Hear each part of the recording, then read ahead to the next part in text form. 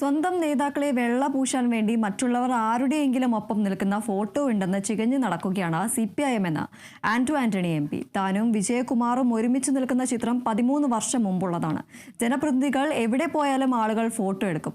അവരിൽ ആരെങ്കിലും പിന്നീട് കുറ്റാരോപിതരായാൽ അതിന്റെ ഉത്തരവാദിത്തം ജനപ്രതിനിധികൾ ഏറ്റെടുക്കണമെന്ന് പറയുന്നതിൽ എന്തർത്ഥമാണുള്ളതെന്നും അദ്ദേഹം ചോദിച്ചു. ഇത്തരം കാര്യങ്ങൾ CPIM എത്ര വക്രീകരിക്കാൻ ശ്രമിച്ചാലും കാര്യമില്ല എന്നും അദ്ദേഹം പറഞ്ഞു. ദേവസ്വം ബോർഡ് അംഗം N. വിജയകുമാർ സ്വർണ്ണ കവർച്ചയിൽ അറസ്റ്റിലായതിന് പിന്നാലെ വിജയകുമാറും ആന്റോ ആന്റണി MPയും ഒരുമിച്ച് നിൽക്കുന്ന ഫോട്ടോ CPIM ഹാൻഡിലുകൾ പ്രചരിപ്പിച്ചതിന് മറുപടിയായാണ് MPയുടെ പ്രതികരണം.